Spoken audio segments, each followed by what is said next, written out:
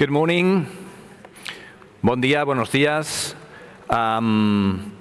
Welcome to the Time Use Week, to the second day of this Time Use Week. Welcome to the Paraninf of the Escola Industrial, which is a wonderful, as you can see, a wonderful setting. My name is Adam Martin. I'm a TV and radio host here in Catalunya. I want to welcome you to today's session, Right to Time, New Rights for New Times, and explain what's going to happen this morning and this afternoon. We're going to start by presenting this morning, a position paper, Conceptualizing the Right to Time. After the presentation of the paper, we will open space for reaction with different experts from different fields concerning the topic. And finally, the session will open a dialogue with the audience, with you. If you have any questions, feel free to do the questions, inquiring about your main concerns about the right to time. After this session, and after coffee break, we will have 3 parallel workshops around key topics related to the right to time. By the way, at the end of this session, I will give you some instructions for those of you who are wondering which workshop you're in. After these workshops, we'll go for lunch, and after lunch, we'll come back to the same setting, to the same room, to hold the annual assembly of the local and regional time network, the last session of today's agenda. So thank you very much for coming. I'd like to say hello also to the people from all the world who are streaming, watching us from their homes or from the universities or whatever, who are watching via streaming. So shall we start then? I'd like to introduce you to Ulrich Mückenberger, who is Director of Time Policy Lab at Hamburg University, co-founder and president of the German Association of Time Policies, for the presentation of the paper, The Right to Time, Perspectives for the 21st Century. Ulrich, please.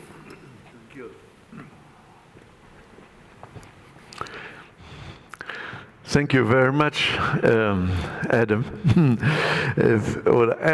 Adam or Alan? Adam. Adam. Fine. Okay.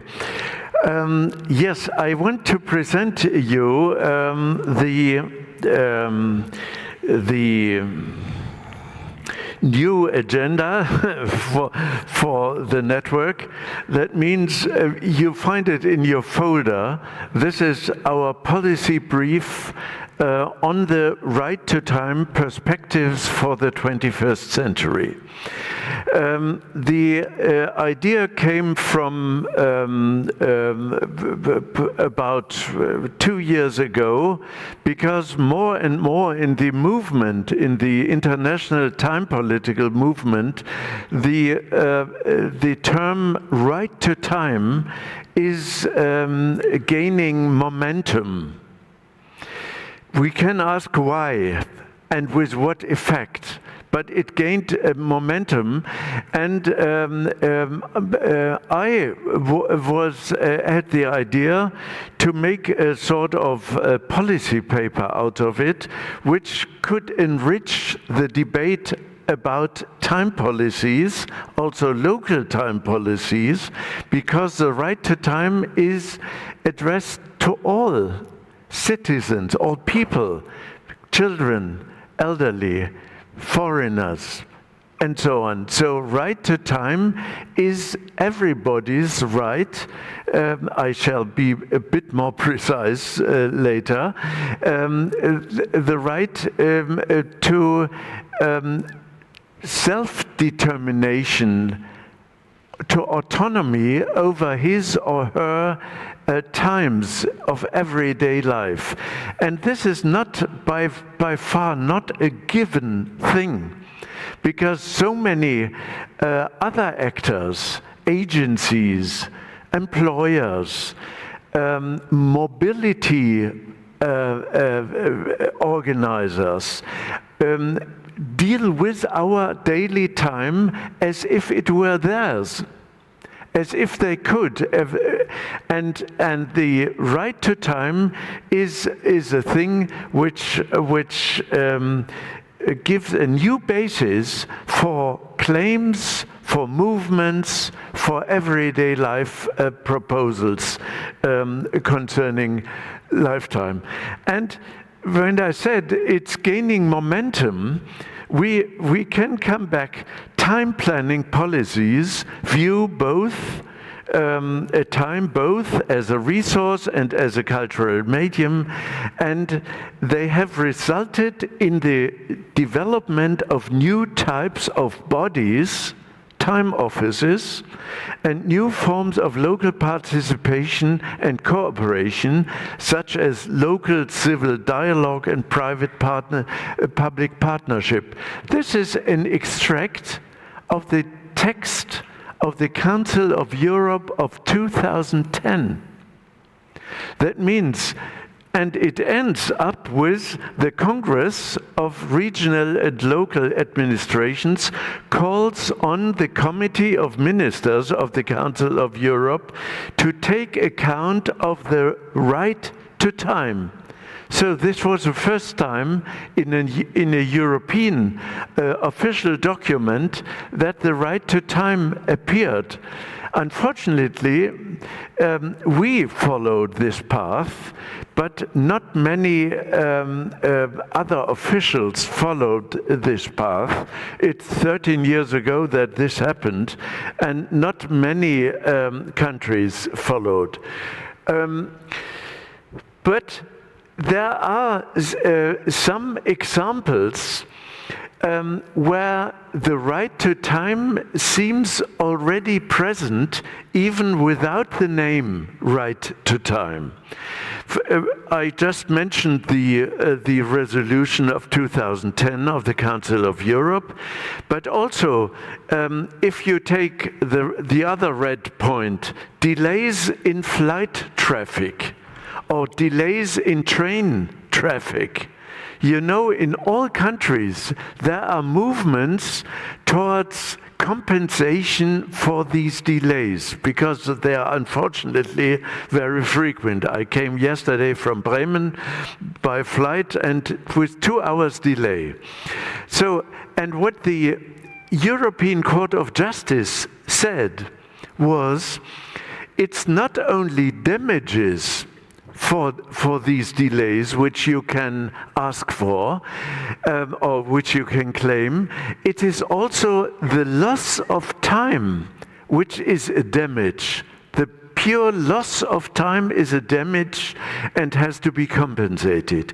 Or the other one, which is it? No, sorry. I was totally wrong with my.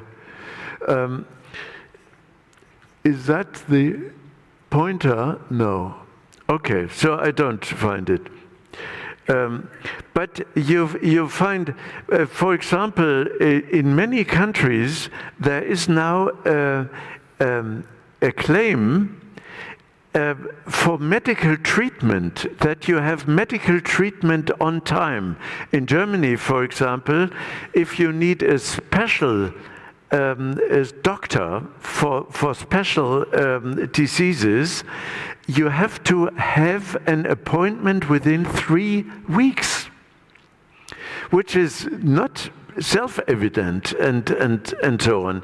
Or if you take the fourth point on my list, the European Court of Human Rights, this is the abbreviation, said that court trials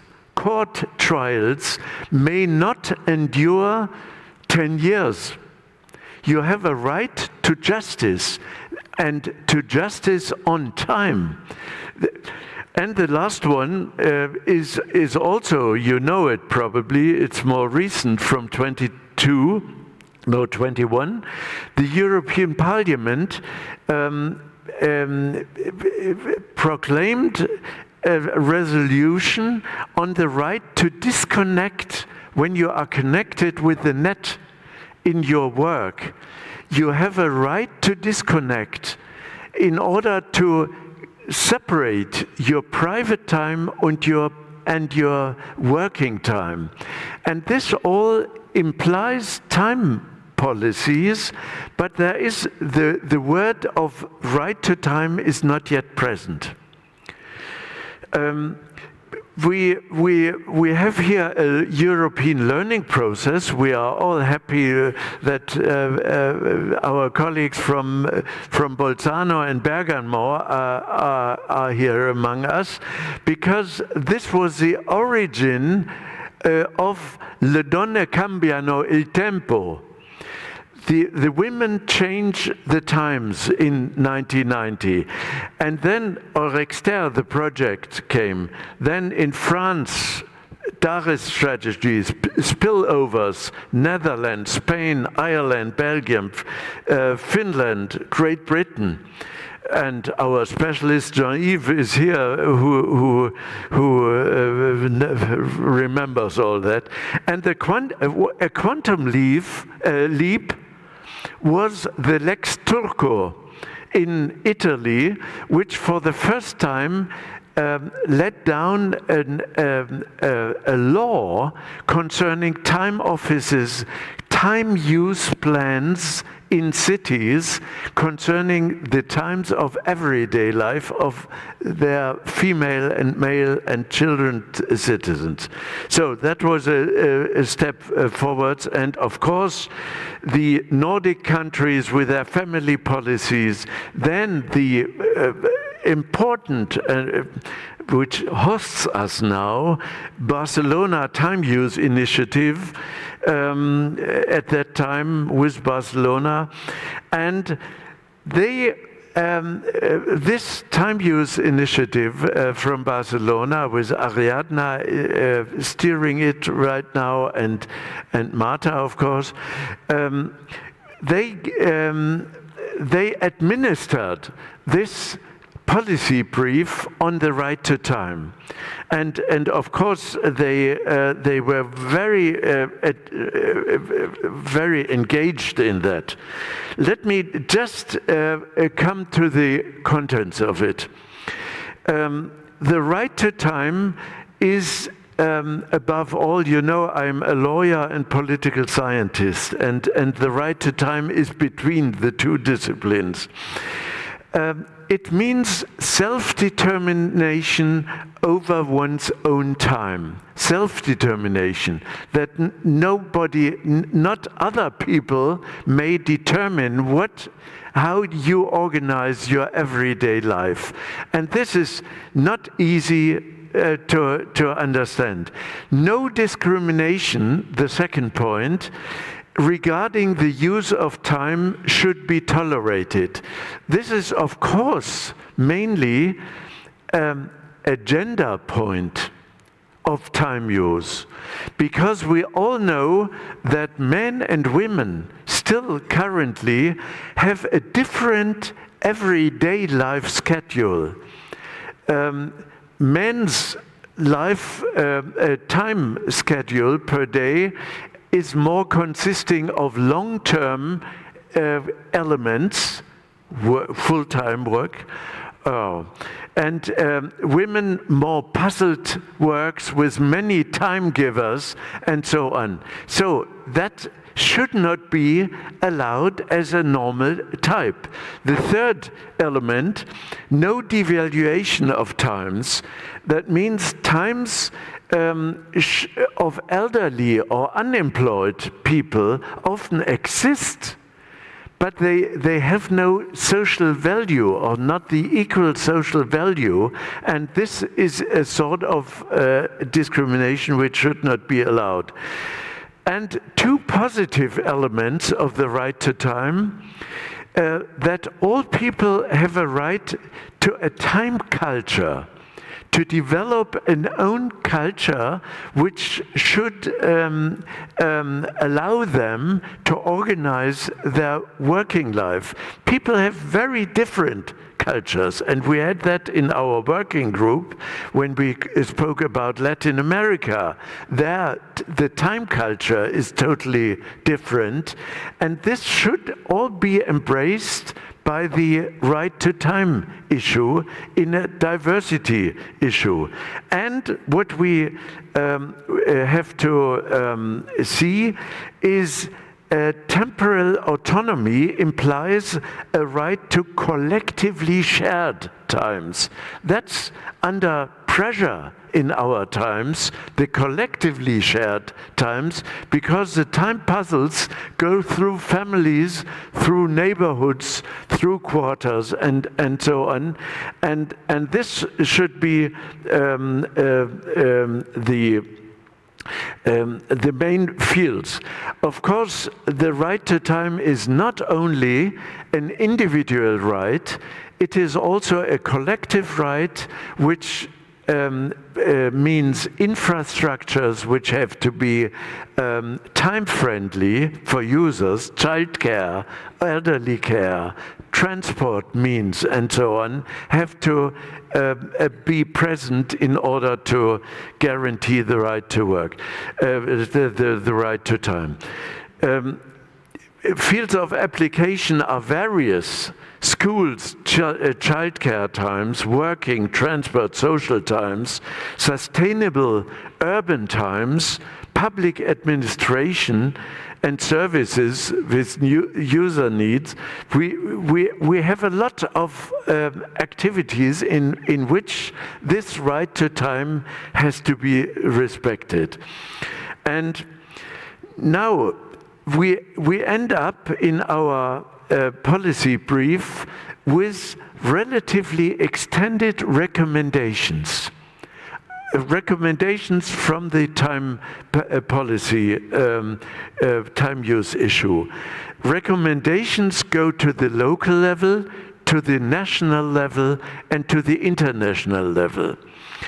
Of course, local level is nearest to all these issues which I just mentioned, and I shall possibly go to the 2 points which are important.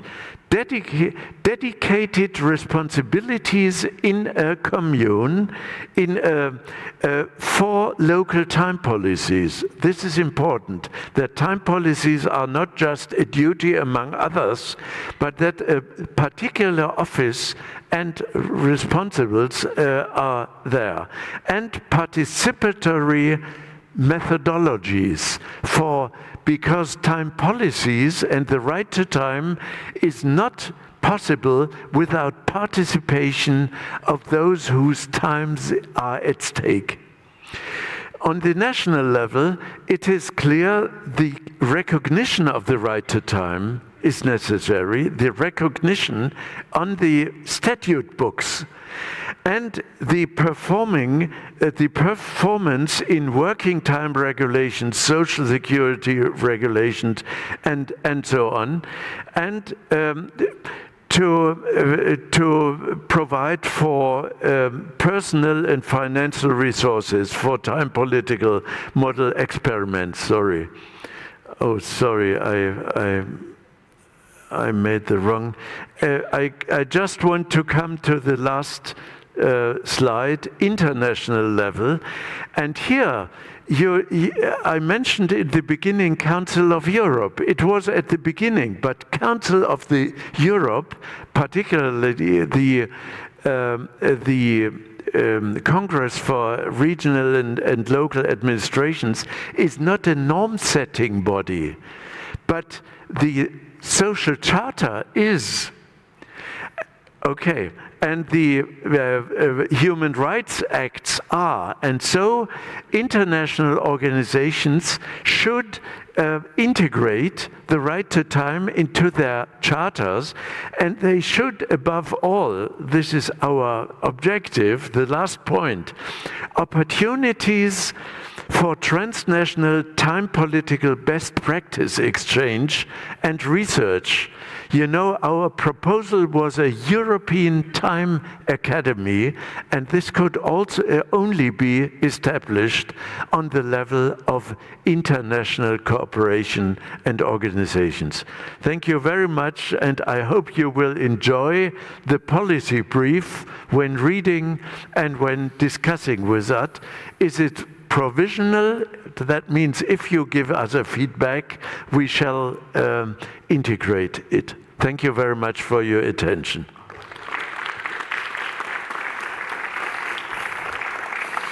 Thank you very much, Professor. Thanks a lot. Take your seat. Okay. Well, it's time for our panel of members, which we will discuss different things related to time use and the right to time. I would like to introduce you to our panel discussions. Carlos Moreno, who is the scientific director, please take your chair, of the Chair Entrepreneurship Territory Innovation at the Sorbonne University, AAE, at Paris, representing the Global Observatory of Sustainable Proximities from UN Habitat. Also Raquel Coelho, who is UN Regional Women's Economic Empowerment Specialist. And last, Nathalie Zarabezul, who is Committee of the Region's Rapporteur of Work-Life Balance. Give them an applause, please, so they can warm up a bit. Well, thank you very much for coming. Thanks a lot. I would like to open the space for reactions to the paper we were listening to. And I would like to start with a question for the three of you, starting with Carlos Moreno, which is a very basic, actually, question. Why is the right to time indispensable? How can it improve people's lives? We'll start with Raquel. I would like to know especially your views regarding gender equality. Mm-hmm. Okay, well, first of all, thank you very much for the invitation. I'm gonna now switch into Spanish, if possible, because I feel more comfortable. Bueno, primero de todo. Well, first and foremost, I'd like to thank the invitation. We believe it is a challenging subject, very innovative, and I'd like to thank Professor Ulrich for the paper. Very interesting, fascinating to be able to read it. And when it comes to our reactions to the position paper, I'd like to put my position. I work for the Latin America region, and I work for the UN Women, which is a UN body to empower women and ensure gender equality. From that perspective, there are several elements which ought to be highlighted. I do think there is a common denominator in which we can start off. It's something which puts us on the same footing, is time. Time is the asset. We all start off with a level playing field, 24 hours a day, 7 days a week. Then when we're born, that's it. We're all born with that unmovable fact. What does differentiate us is, if you like, the need for making use of that time to achieve the material and immaterial conditions which sustain our lives, our day-to-day lives, that is. And in that sense, I would like to put forth two elements which have a bearing on how we can guarantee that sustainability for life, because the way in which we strengthen it will also guarantee access to the right to time. So people who have to spend 20 of the 24 hours to achieve the minimum material, the indispensable material conditions to guarantee their livelihood are discriminated vis-a-vis others who have more free time, and therefore, so they don't have enough right to the same capacity to make good use of their time. Then care. When we're talking of care, we're not just referring to the care of other persons. Childhood care, which is one of the elements which is appears in the document, very appropriately so. But we're talking of all activities which allow to sustain our lives on a daily basis. Maintaining our homes, having enough foodstuffs, cooking them. So there is a part of one's own care for oneself and the care for others, which is different. When we have someone who is ill, young kids, or a neighbor who requires support, we will also provide sort of, if you like, care services. And without this care, and that includes one's own rest time, without these daily care activities which sustain our lives, nothing else can function. And from the viewpoint of gender equality, the data which we have, at least in Latin America, which can be extended to many other parts of the world, is that women spend up to 3 times more to non-remunerated care work. And I'm talking of non-remunerated care. This datum, or these data, are biased, if you like, by many other variables. We know that rural women spend a lot more time to care work than women who live in a city environment. So there's women who live, indigenous women spend more time to care work. And also women with lower incomes. Why? Because those who have more income can hire, if you like, in care work, or carers. This time for care is something which is indispensable. Without care, the rest of life doesn't function. And therefore, if this part isn't studied carefully and nurtured, the capacity to use our time is going to be much, much less efficient. We look at this document, and if we have and in terms of conversation on that document, we have to fight for the right to care. Care, which is a necessary item, a necessary, it's a public good, if you like. It is a right which allow us to transform reality of care so that something which is today almost left to women, 90% in the homes, should be redistributed, should be shared between men and women, and via public policies, via services, licenses, infrastructures. It should be able to be redistributed between the state, between the private sector, and communities. If we can share out this need to care, and I'm not just referring to care in terms of childhood, but the care that I have had to carry out to be available here today, to take the kids to school, to ensure that my mum who is ill is looked after, and so on. And then we will be able to, if you like, ensure that our basic needs are covered. Another element, and I'll be closing my 10 minutes here, from the perspective of men and women and gender equality. To be able to guarantee these basic conditions to operate, quite apart from care, we do need a minimum income, if you like, right? Either income from monetary income, or income from assets, or whatever, which should allow us to complement access to other material public goods, purchase of foodstuff. If I live in a rural environment, I can produce them, but if I live in an urban setting, I have to go and buy them. Access to education, access to medical care, and something else. 1 out of every 3 women in Latin America are bereft of incomes.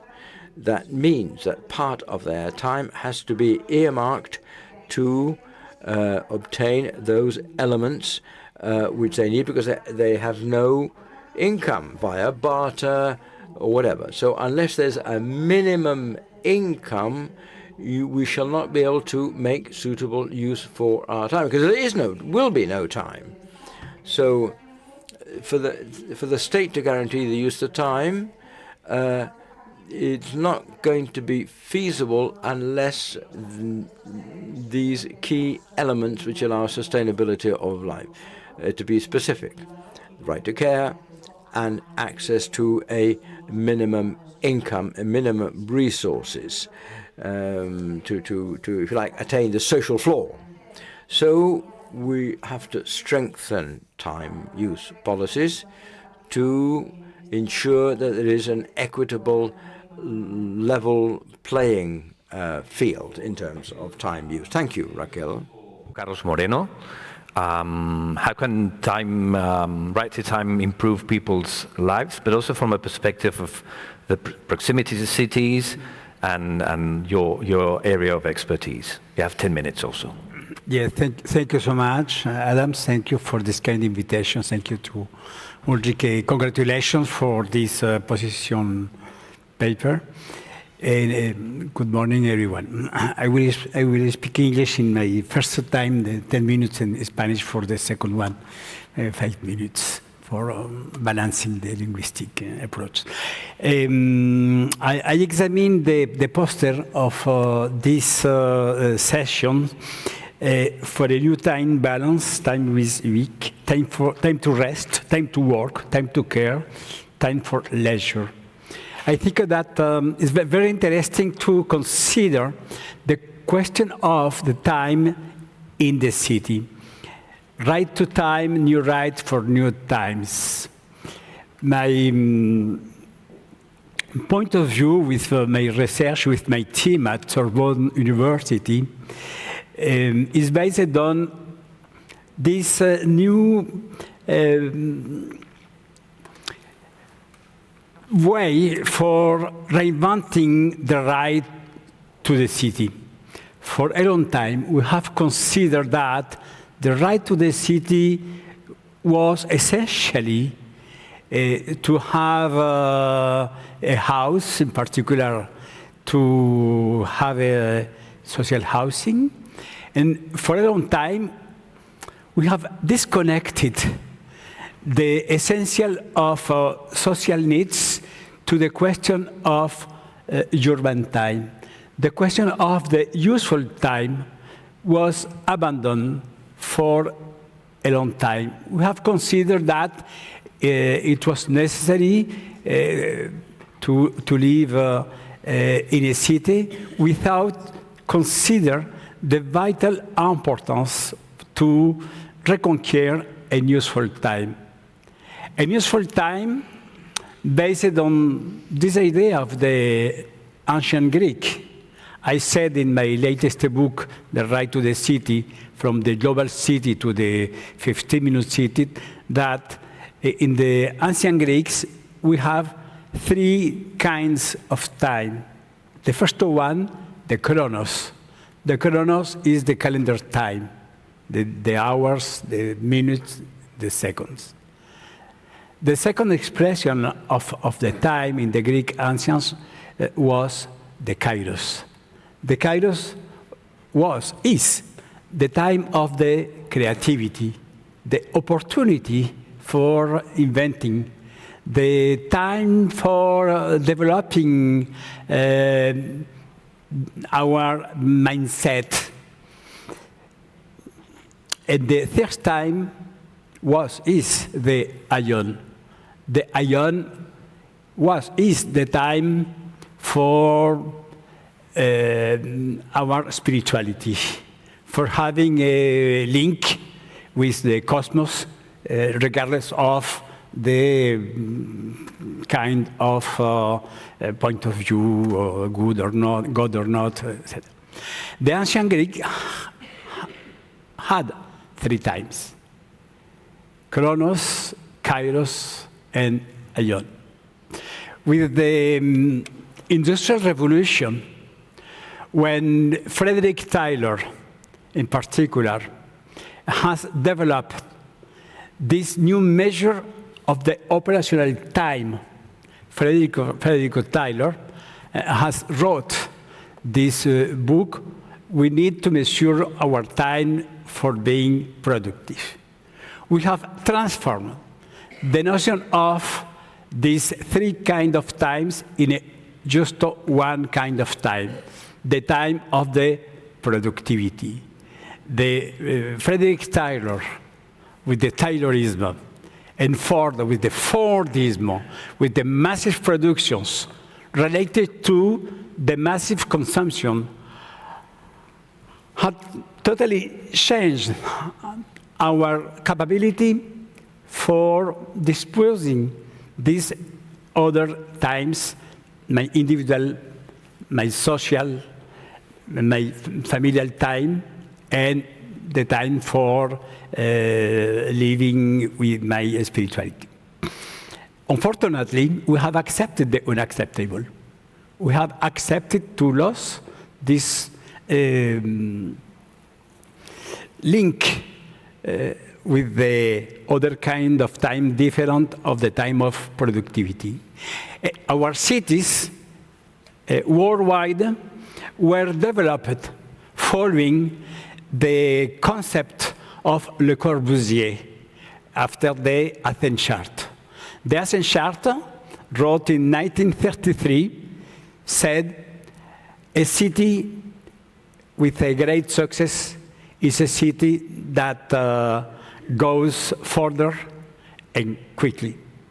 And we have massively transformed our cities worldwide based on the zonification, the segmentation, the segregation. We have created the corporate district. We have created the specialized districts for having the culture, medical activities, the residential areas for the worst people, for the middle class, for the poor people, immigration. And the time in reality was totally sacrificed. We have a new normality after the Athens Charter. We have a new normality in Europe after rebuilding our cities after the Second World War. The long distances were, in fact, the normality. The long distances have been becoming the normality. To spend our time in a daily commute has been becoming our new normality. The new urbanism, Jane Jacobs, François Cher with the chrono-urbanism, the second Vautrin Prize, Torsten Agerstrand, the Swedish researcher, have proposed this necessity for having in all circumstances a useful time. The individual time, the familial time, the social time, and ecological time. Unfortunately, we have lost this battle. We have lost the battle of the useful time, and the winner was, until now, this hectic period where we don't have, in reality, other activities that to produce, to consume. The Brussels Declarations in 1980 was a real opportunity for the European urbanist for proposing a different model for living in a city, and in particular, to transform the zonification and segmentation for developing the multi-uses, for developing a new proximity, for developing a new daily life based on the neighborhood with more livability. Unfortunately, we have lost this battle as well. The planetary success of the 15-minute city today is based on this short history. It's based on this short history because in reality, I have re-examined the contribution of Clarence Perry with the proximity at the beginning of the 20th century, the modular unite neighborhood. We have re-examined the battle of Jane Jacobs in 60s, 70s, 80s for a livable city based on more livable proximity. We have re-examined the pioneer work of Torsten Agerstrand with this individual trajectory for satisfying our essential needs. We have re-examined the amazing contribution of the Brussels Declarations in 1980 and the contribution of François Cher, the current urbanist, and to propose a new paradigm in the 21st century for creating a polycentric city opposed to the Le Corbusier zonifications. We have defined 6 essential needs for satisfying within a short perimeter: to live, to work, to supply, to care, to educate, and to enjoy. We have defined 6 essential needs for improving really the quality of life. We have proposed to define a massive social mixity, a massive functional mixity for offering these 6 essential services in a new proximity. Proximity is not only a metric distances. Proximity is at the same time to recreating a new social environment, friendly environment, to offer the new cultural capabilities. The 6 essential needs, we have proposed to develop a new roadmap in cities for generating a lot of different proximities and to reconquer the most important value in the 21st century, a useful time. If you have the possibility to offer in shorter distances a lot of different services based on the 6 essential needs, automatically we will increase my well-being, my individual well-being, myself, my family, my friends. The second well-being is the social well-being with my neighbor and my work colleagues. And the third one well-being is the ecological well-being with the planet and the otherness with the people that I don't know. We have proposed this matrix of the high-quality societal life. 6 essential functions: to live, to work, to supply, to care, to educate, to enjoy. 3 new indicators: my well-being, my social well-being, my ecological well-being. And we have proposed 3 new elements: a new chrono-urbanism for generating more well-capability, more by-capability, a more peaceful city, to transform the public spaces, for giving these public spaces for people and not for cars, for generating the public spaces, for having more climate resilience, without pollution, with more freshness, water. The second point, this is to regenerate the chronotopia.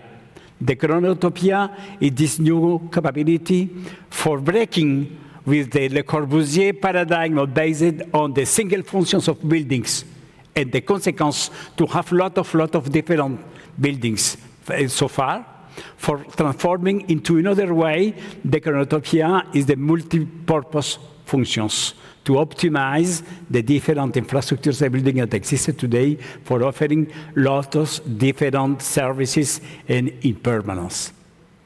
And the third point, to develop this topophilia, the new urbanity, for loving our streets, for loving our squares, for loving our neighborhood, for developing this new urban culture, a new urban culture of proximity, for switching our mindset from this automatically behavior for taking my car, even for just 2 kilometers, and to accept that in the 21st century, we need to develop more capability, more by capability. This is not only a new urban culture, this is as well a new urban health for preventing different illness. The 50-minute city, the question is not to have 15 or 10 or 18 minutes. The relevant point is to develop a polycentric city based on these 3 elements. A new rhythm for living in the cities, a new chrono-urbanism, a massive social use of the infrastructure based on the multipurpose functions, for developing a massive social mixity, for fighting against gentrification, for fighting against segregation, and for developing this new capability for loving our short distances, for generating a new business model in cities, for developing a more local economy, local jobs, local activities, shorter circuits, for supplying with raw local materials, for having more organic materials for transforming our cities. At the heart of this new urban policy, we have the time use for each one of us. Thank you very much, Carlos Moreno.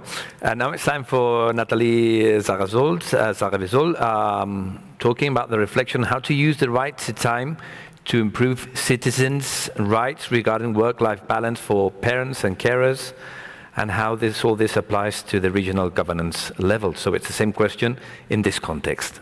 Nathalie. Oui, merci.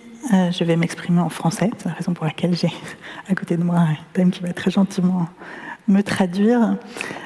Comme il a été dit précédemment, tout ce que venons de développer démontre que le temps pour nous ici est un concept social. Et comme c'est un concept social, nous avons capacité à agir dessus. Nous avons capacité à agir dessus et c'est tout le sens évidemment pour nous de l'engagement politique. Moi, si je me suis engagée, je suis élu local, je représente ici le comité des régions, des élus locaux. C'est bien pour améliorer la vie des citoyennes et des citoyens.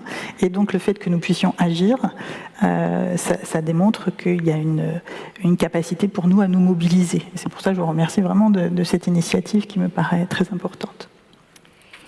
Thank you very much. I'll be speaking in French. As it's been said, we need to develop this notion of time, and to us, time is a social notion.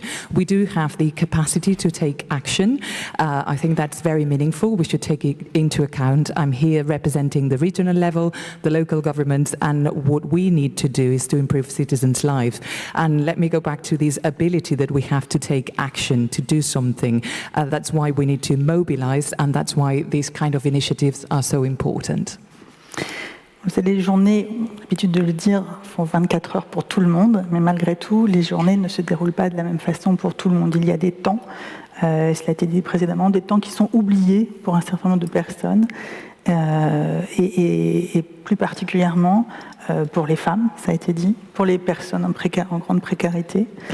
Et puis aussi pour les enfants. Alors je n'oublie pas les hommes qui ont bien sûr aussi des difficultés à avoir tous les temps dans leurs 24 heures, mais ce sont quand même les plus jeunes, les plus vulnérables et les femmes qui souffrent le plus de cette question du manque de temps. So we all know that a day has 24 hours, but we do not experience the 24 hours in the same manner, all of us.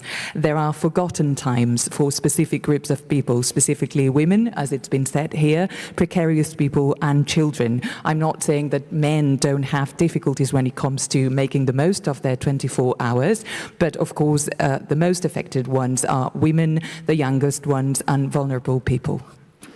Je suis élue dans une collectivité qui s'occupe plus particulièrement des politiques de solidarité et je peux vous dire qu'il y a une prémortalité importante chez les aidants familiaux, qui sont bien souvent des aidantes. 80%, 85% des aidants sont des femmes qui meurent relativement souvent avant la personne qu'elles ont aidée. Donc il y a une question de santé. Je m'occupe aussi de la protection de l'enfance. Et on voit que pour les enfants, le fait d'avoir des injonctions permanentes, de ne pas avoir de temps non contraint, de ne pas avoir de temps pour rêver, penser, amène à des problèmes de santé mentale très forts également. We have a group, we focus on solidarity work for caregivers. I can tell you that there's quite an early mortality rate of about 80 to 85% of the caregivers, women in this case, that die before the person that they have been taking care of. And there's also an impact on children. If children have their time restricted, that has an impact on their mental health. Et donc pour que les citoyennes et les citoyens soient en bonne santé, engagés dans la cohésion, dans le collectif, qu'elles puissent transmettre aussi aux générations futures l'optique de construire un monde de paix qui nous rassemble quand même, il faut agir sur ces questions de temps et c'est impératif, c'est un des axes politiques, je pense, majeurs du moment. And, well, for people to have and enjoy good health, to be engaged in the community and to pass this on to the next generations and build a world of peace, which is what we all aim to do, we must take action. And I think that political action is what is most needed. Nous avons à agir notamment sur la question de la représentation sociale et morale de l'utilisation du temps. Ça a été évoqué en préambule de nos interventions. C'est d'ailleurs étonnant, je trouve, cette énergie dépensée à réoccuper en permanence du temps qui est libéré par de l'automatisation, qui est libéré par des nouvelles organisations. Et pour autant, moralement, il y a cet avis négatif sur le temps libre qui reste et c'est à travailler. As I say, we must take action, especially with regards to social and moral representation of time use, as it's been said in the previous presentation. I think that there is this negative opinion about free time, but we need to think about freeing up time. We need to think about the autonomy of time, because we need to combat this negative take on free time. Et cela, c'est une action à mener par les élus, évidemment, qui sont des représentants, mais c'est toute la société qui doit se mettre en mouvement autour de cela, et c'est important d'avoir des temps collectifs de travail pour ce projet de société. And these must be done by our elected officials. They must really take these into account. It's very important to have collective working time. Il y a déjà, cela a été dit, quelques actions en termes de droit au temps. Alors, j'en prendrai pas tout. Au niveau de l'Union européenne, il y a eu des mesures significatives qui ont été exposées.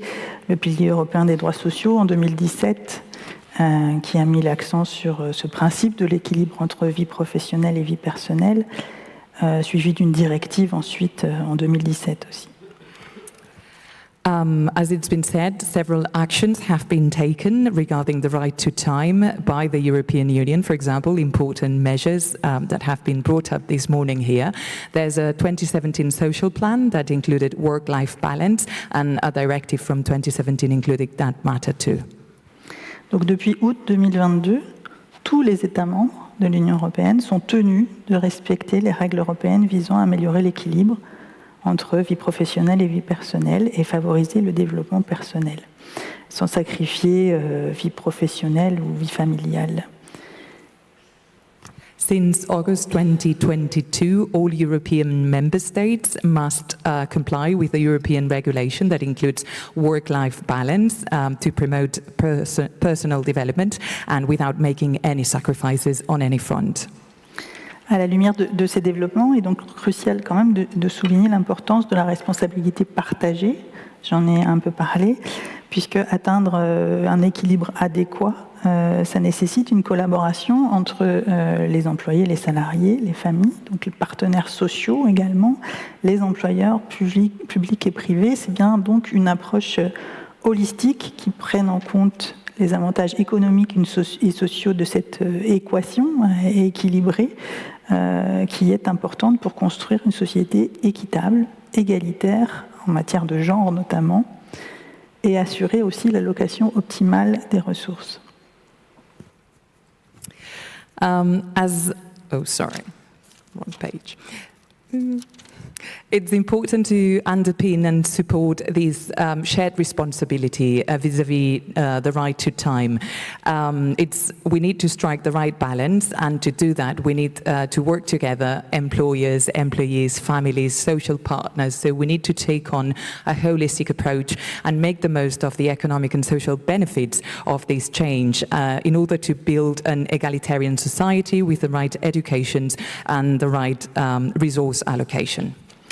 Les collectivités locales, qui sont à la fois en très grande proximité des citoyennes et des citoyens pour discuter, et qui ont des compétences dans des affaires qui touchent la vie quotidienne de chacune à chacun, la famille, l'éducation, l'emploi, mais aussi les transports, la culture, l'organisation des services publics. Toutes ces collectivités sont bien placées pour relever ces défis, qu'elles soient urbaines, cela a été dit tout à l'heure, mais aussi rurales, où se jouent d'autres difficultés. Municipalities are the entities that are closest to the citizens, and they do have the powers to deal with these matters, with the matters of our daily lives, be it family, education, work, transportation, culture, or public services provision. So they are the ones best equipped to deal with these challenges, be it of an urban or a rural nature.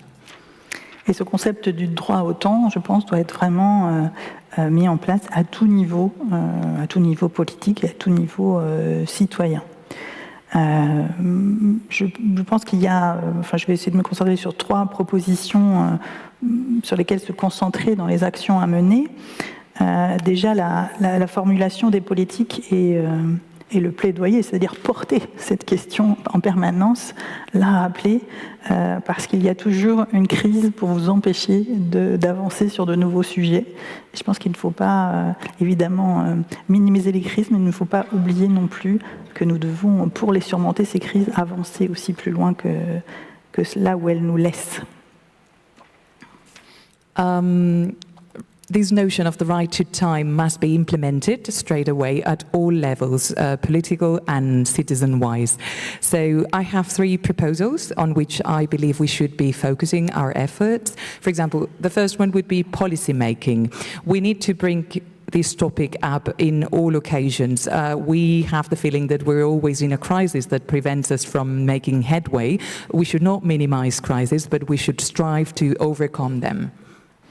Donc les collectivités locales également, en leur sein, peuvent promouvoir cette question du temps pour les salariés, pour les agents des collectivités.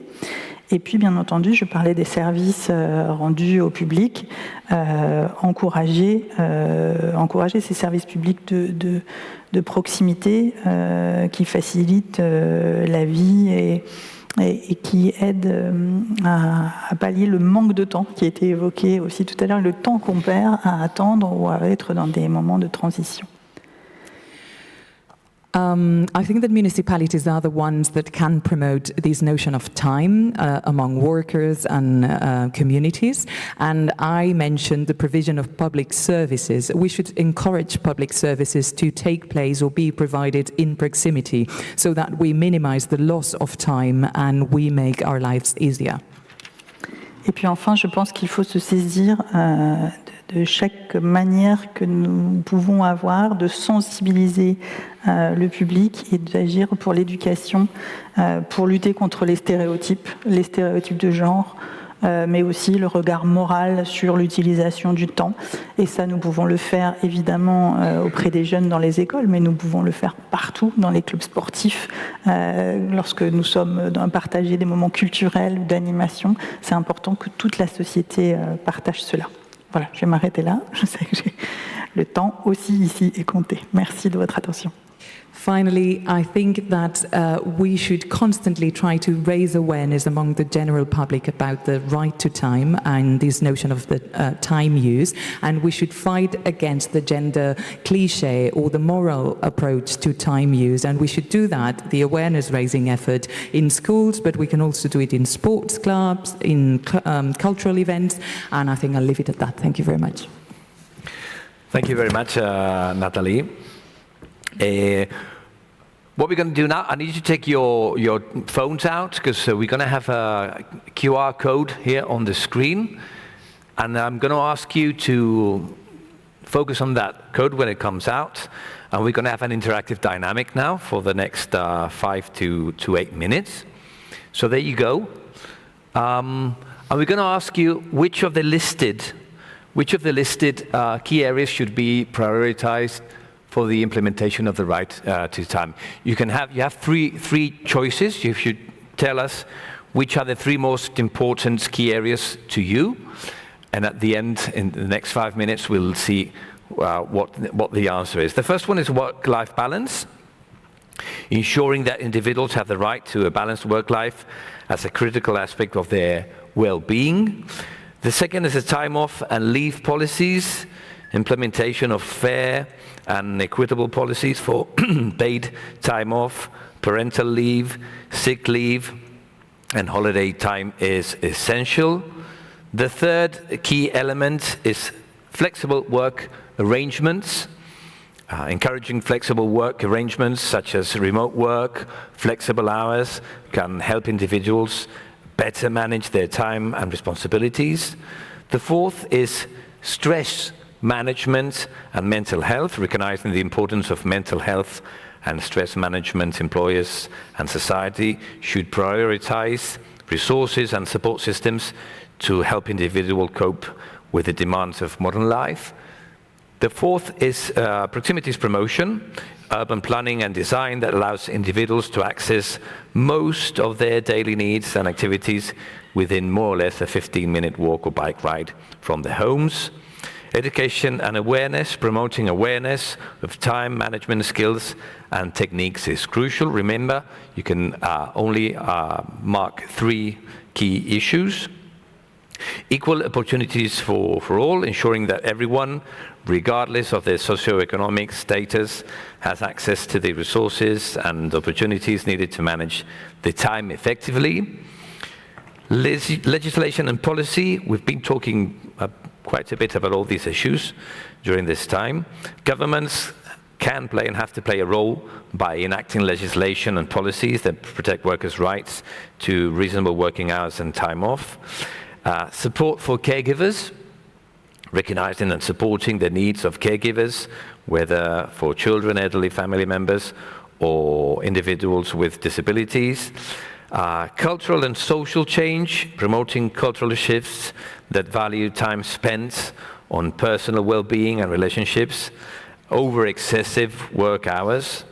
And last, technology and time management tools encourage the development and use the technology and tools that help individuals manage their times more effectively and more efficiently. So we have 8 seconds left. That was fast. Okay, and here we have all the results. Okay, you can't vote anymore. Submission is locked. And we have, well, in the first place, the most important key issue for you is work-life balance. The second is flexible work arrangements. And the third is equal opportunities for all. Well, that's interesting. Any thoughts about the results on this? Carlos, for instance? 5 minutes? Yeah. Just a quick reflection of what happened now. I'm not surprised for this vote. Indeed, the work-life balance, I think that is a real priority worldwide. This is not only in Spain, Barcelona. This is a claim for people. We need a work-life balance for finding a real quality of life. Raquel? Mi impresión es que en realidad hay... My impression is that everything is important because to work the right of time, we need an integrated, holistic approach. We're looking at integrated care system which bring together all the policies and actions which have to do with the social reorganization of care. Many of these policies are included there, and depending on the context, is also something reflected in the position paper. We shall need one or other depending on our proximity, where we have the services and so on.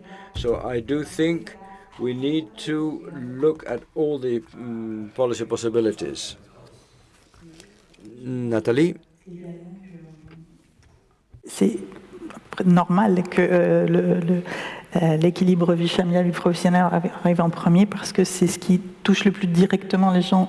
Et ensuite, le reste finalement peut aussi venir s'implémenter dans cette question de l'équilibre vie personnelle, vie professionnelle. Donc on est un peu dans le court terme, long terme, là, je pense, dans les réponses. Mais ça nous montre que nos discussions du jour, en tout cas, sont sur la bonne voie. Yeah, I think that it's just very normal that work-life balance comes up first, ranks first in this poll, because it's what impacts us the most, and then the rest of it can be the effects of the implementation of the work-life balance precisely. I think that this shows that we are taking on a short-term approach, but it also shows that the discussions that we're having here today are going down the right path. Thank you. Stay with us, because Natalie's going to, well, never mind. Yeah, just don't worry. You sit down and stay with us. Okay, 4 or 5 minutes answer, if it's 4, better than 5. Raquel, how do you envision aligning the principles of promoting the right to time with the specific goals and missions of your work and your organizations? Mm-hmm. Bueno, primero, como digo, desde una perspectiva de derecho, de derechos... It's a perspective of time. One of the calls was how to make this part, how to streamline it into, or mainstream it into human rights. We need to work with those who have to pursue the right, but those who must ensure it. So we need to, policies of countries have to mainstream it. We need to work on public policy with this kind of measures, with measures to do with policies of care, but those who receive and those who are rights holders to understand what are the main requests and what is stopping them to make full use of time. This is based of material conditions and of sustainability, which should be guaranteed. And if it is not guaranteed by public policy, it will still fall upon individuals and not be able to exercise their rights. Bueno, voy a continuar donde Raquel termina. Well, I'll continue where Raquel left off. I'll try to do it in 3 minutes rather than 4. In 3 minutes, okay. I fully share what Raquel has said, and I think there are difficulties when it comes to establishing public policies, which goes in the sense of what this poll of 35 people who have participated.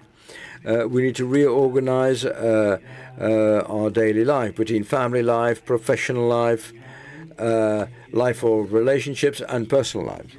And I also take the view that in this process,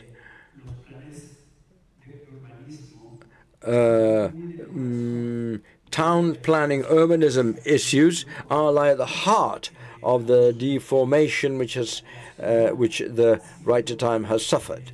The city has been built and organized without bearing in mind at any point the right of individuals to time, the right to time for their families, for relationships and friendships, and that means that intrinsically, from the moment we get out of bed till we get back home, the time variable just is not taken into account. We get up early, we go to work, we work in time with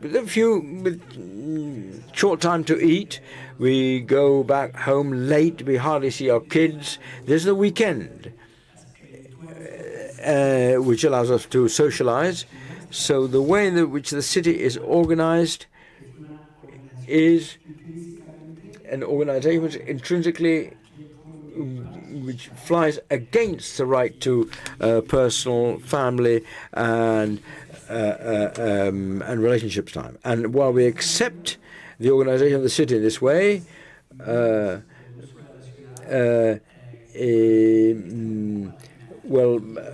policies which have to do with the right to time will be marginated. So the rebalancing of the city must involve an urbanism policy to regenerate proximity, regenerate services, regenerate the of access to time, and allows citizens to become aware that the time is the most important social value, and at the same time we have voluntarily accepted to do away with it, to lose it, to ignore it. Peut-être une action sur 3 volets. La première, en tant qu'élu local, militer sur ces questions-là et les porter partout où il est possible de le faire pour faire évoluer la législation et faire avancer les choses. Deuxièmement, en pratique, en tant qu'élu local, montrer l'exemple. En pratiquant soi-même dans ces organisations le respect strict déjà des lois, respecter les temps de travail, les droits parentaux, recruter des femmes enceintes par exemple, ce que j'ai pu faire en tant qu'élu, ce qui n'était pas évident, éviter de cantonner les femmes au télétravail, qui est une double peine pour elles. Enfin voilà, en tant qu'employeur, faire cela, en tant qu'organisateur de services publics, à chaque fois qu'on a une nouvelle politique publique, avoir cette question du temps et de la possibilité d'améliorer le temps des gens par ces services publics. Et puis enfin sensibiliser partout, à chaque endroit où il est possible de faire, à cette question-là pour changer la représentation. So I will focus on actions that we can take. We need to be activists in this notion of time, for example, in terms of making the legislation evolve and making the necessary changes for things to evolve and develop. Locally, we can do as local administrations is to practice what we preach and be extremely respectful with time uses in our own organizations, in terms of working rights, family rights, in our hiring policies, and we can do that as employers and as organizers of public services. We really need to try to improve the time uses through our public policies and the services that we provide, and then we can raise awareness at all levels and at all times. Thank you very much. Don't leave us, stay there, because maybe we'll need you more. So it's time for questions from the audience. I think also people from can they write questions? Okay, just people from here. If you have any questions for our panel members, please raise your hand, and they will answer gladly to any questions that you have. Feel free to ask anything if you're really interested in the subject. Don't worry. If not, I have a couple more questions because we still have some, like 5 to 10 minutes left. So I would like to ask you about what are the most pressing challenges and opportunities in ensuring that individuals around the world can exercise their right to time effectively. We've been through some of the subjects, but what, from your point of view, what are the most pressing challenges in that sense? Nathalie, we start with you. Je vais être rapide. Je pense que ce qu'il y a de plus pressant à travailler, il y a l'inégalité femmes-hommes, la disparité entre les genres. Ça, c'est un sujet très important. Les inégalités économiques, ensuite, qui à la fois, on peut dire, sont dues aux inégalités de temps et provoquent des inégalités de temps. Et puis, travailler sur les cultures de travail qui sont extrêmement rigides, et qui, je pense, pourrait largement être amélioré, y compris au bénéfice du travail lui-même, au bénéfice des gens, ça c'est très important, mais aussi au bénéfice du travail et de l'action qu'on mène également. So let me focus on 3 areas in which we can improve things. We should focus on the inequality between men and women. I think that's a very important topic. Then we should also focus on economic disparities or inequalities, because the disparities in time uses result in economic inequalities. And then we need to work on the cultural front, because in the working culture, because I believe that our work culture is very rigid, very static, and there's a lot of room for improvement there, and we could benefit all workers. Mm-hmm. Carlos, same question for you. What are the most pressing challenges right now? I think, in my opinion, one of the most significant challenges today is the education for being aware of the strategic relevance of the usual time in our daily life.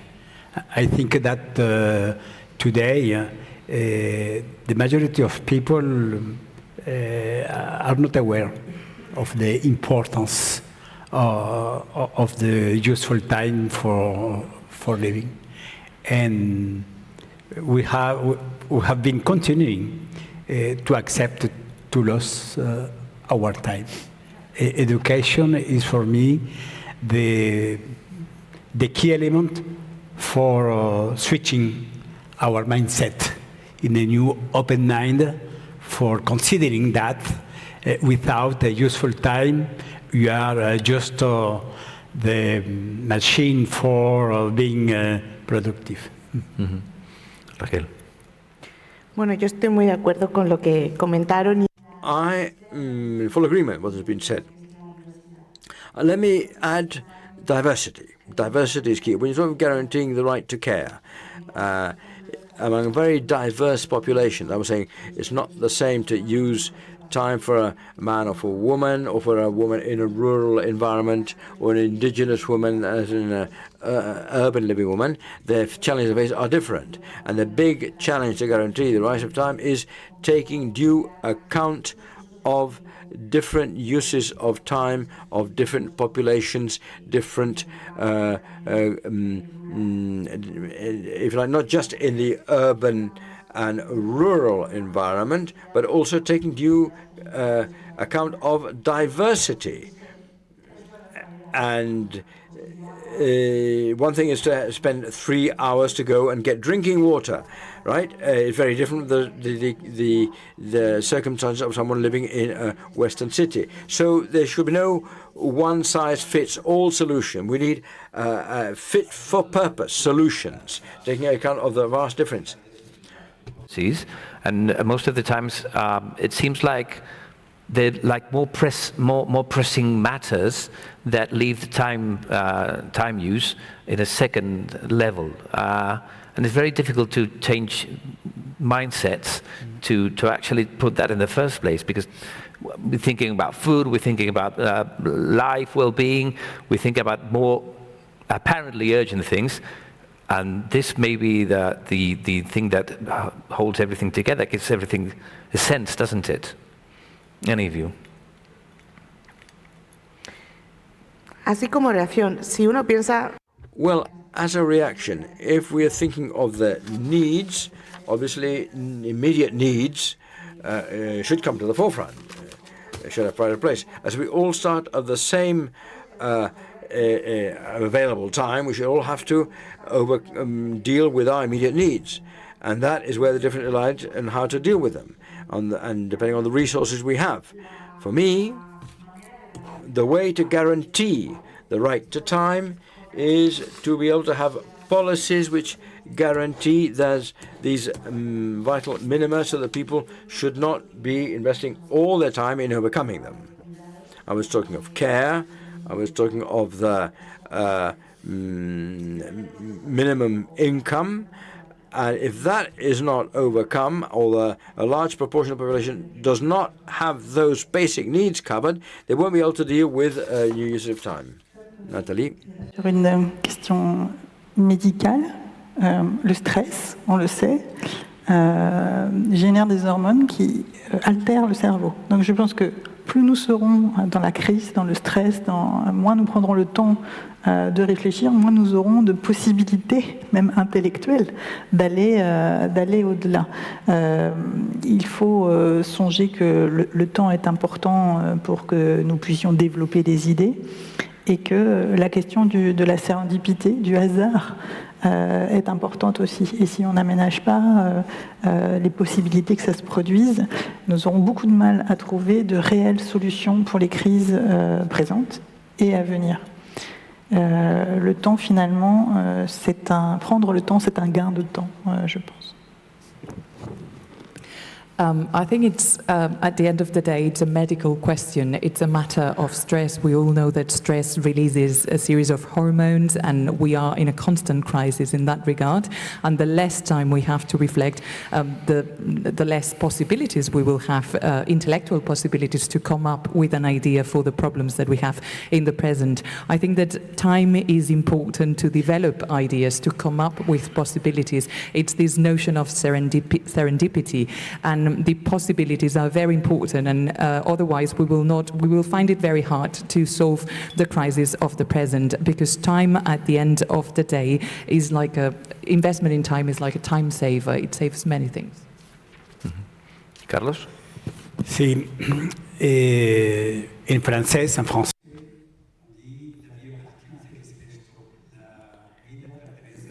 Well, it's often said that life belongs to those who get up early. And there are many sort of popular sayings in Spanish there is. So that gives an idea of the notion of time at all time, right across the board. And one of the things which I have studied, having the fortune to have visited many continents and being in many different cultures, has been to observe what Hamud Rosa has said in his books, the social story of time, which is that the social conditions for acceleration, which is the title of his last book, and the acceleration of time, because when it comes to time, there has been social acquired belief that time is socially productive, and that is a privilege. And social time and personal time is it's our vacation. In Latin America, it's 2 weeks. Now in France, it's 5 weeks after a strong combat. The working week in Greece has gone up to 54 hours a week rather than 40. So there's a social acquired belief that personal time is for your vacation, for your holidays. And people say, yeah, my next vacation, we're going to do this, we're going to do that, we're going to go and see the family and so on. So at the end of the day, this productivist vision of time has been a total bias. And that's why I say that the life in the cities should look at time in a different fashion, which happens in Nordic countries. A question from the audience. Here, this young man. Okay, thank you very much. Thank you. I'm Julien Defer from Strasbourg. I'm going to try in English, but I might need your help. Thank you very much. So we all agree that we need to advocate as much as we can for the right to time, including to international organizations. But we also know that they are reluctant to deal with social rights and that they struggle to enforce social rights.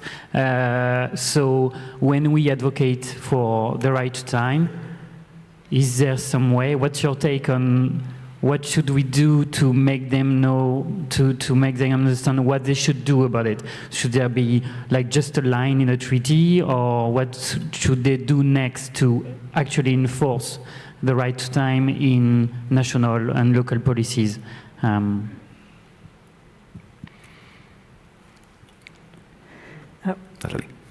Qu'il y ait des lignes dans les traités, c'est une première chose qui est importante, mais je pense que ça doit pouvoir se décliner. Ça a été dit au tout début de la matinée. Il y a des choses qui ont été écrites déjà il y a 30 ans, et finalement, on voit que ça n'avance pas beaucoup. Donc, les grands principes sont importants, mais pour la mise en œuvre, il faut quand même agir au niveau national des États membres, hein, selon chacun, les compétences de chacun, et au niveau local. C'est ce que j'ai porté dans la directive, enfin l'avis sur la directive vie professionnelle, équilibre vie professionnelle et vie personnelle des aidants et des parents. Simplement, on se heurte aussi à des grandes difficultés. Moi, je trouverais intéressant, par exemple, qu'il y ait un congé de paternité obligatoire pour les hommes à prendre, comme le congé de maternité.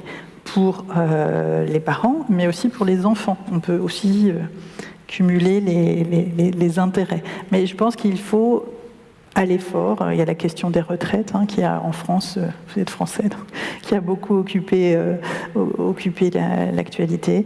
Il faut être présent à tout niveau, je pense, pour mettre en place des politiques qui soient efficaces.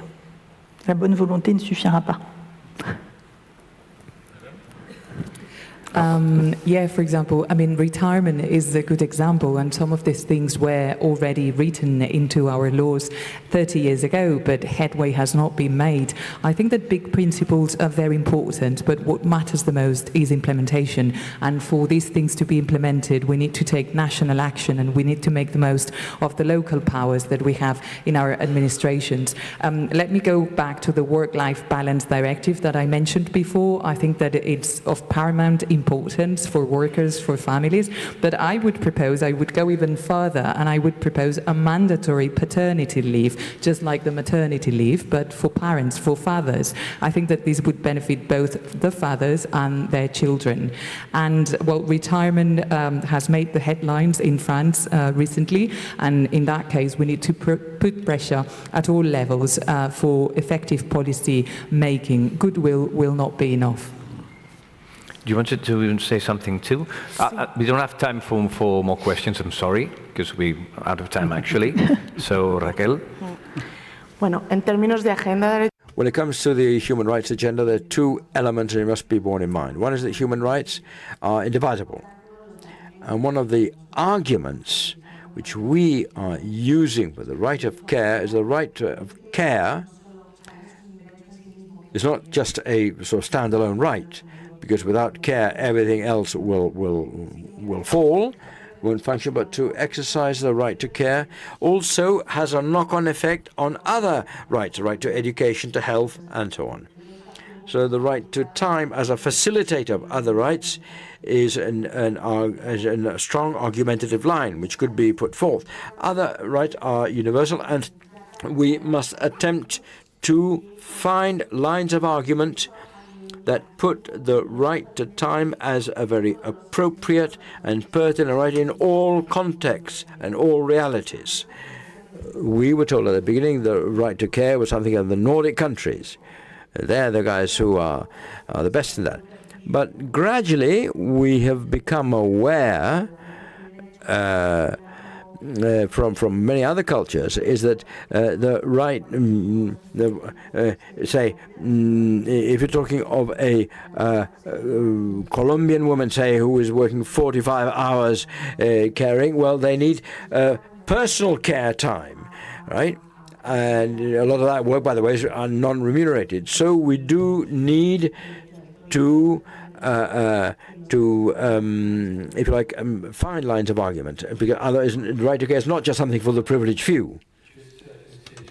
Well, it's been a real eye-opener for me. Basically, I think we all agree we have to change the way we look at time to make the right demands to society, to governments, to ourselves also, to improve our lives, to improve our relationships, and in the end to make a happier society, a more sustainable society, and a more human society. We seem to forget about these basic things. Raquel Coelho, Carlos Moreno, Nathalie Zagabezul, thank you very much. Thank you. Great having you here. Big applause. Okay, now we're going to have a coffee break, and after that we will start the parallel workshops in other building rooms. As I was saying before, for those of you who do not know which workshops you're in, there's a list with your names in the foyer. And once you see your names in the foyer to know which workshops you have to go to, you will have to follow these conductors. For Time for Democracy, follow Lia Barrese. For Caring Cities, follow Ariadna Güell. And for the Time of Children, follow Marc Martorell. Thank you very much. Please. Thank you very much. And what we're going to do now is take a photograph. So I'm going to ask you to stand up, turn around, look up, because they're going to take a picture of the whole setting today. Okay? Thanks. Thank you very much.